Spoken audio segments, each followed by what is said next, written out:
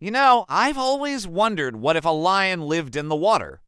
Would it be like a majestic underwater predator? Or would it be more like a clumsy mess? Well, it turns out that there's an animal that kind of lives both on land and in water, and it's even related to lions. It's called a sea lion. And while they're not exactly lions that have evolved to live in the ocean, they are marine mammals that spend a lot of time in the water, just like sea lions. Lions are part of the Felidae family, which means they're related to cats.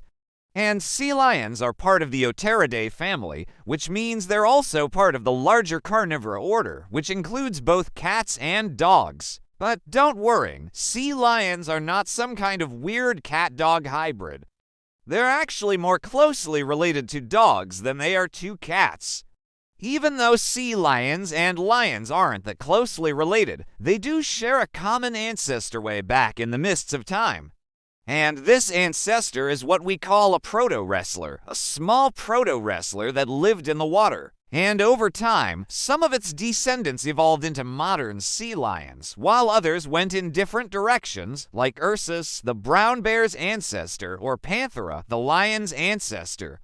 So if sea lions are more closely related to dogs than to lions, why do they hang out in the ocean?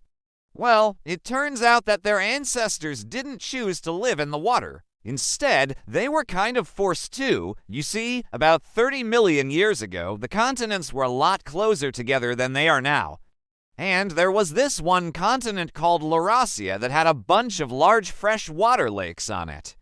These lakes were home to a bunch of different animals, including early ancestors of both sea lions and pandas. But then something happened that you might have heard of. The continents drifted apart. And those fresh water lakes got cut off from each other and eventually dried up, except for one small remnant down in the south.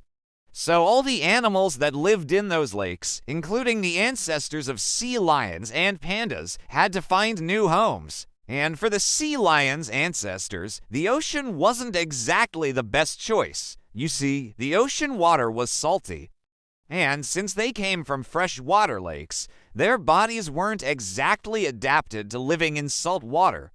But it's not like they could just hang out on land forever. They needed to find some kind of compromise. And that's when they started spending more and more time in the water, even though it made them miserable. Over time, though, they did get better at living in the ocean. Their bodies became more streamlined, and they developed the ability to hold their breath for a long time.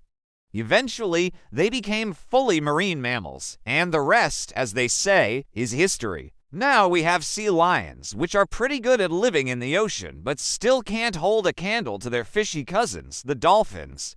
Like and comment for more.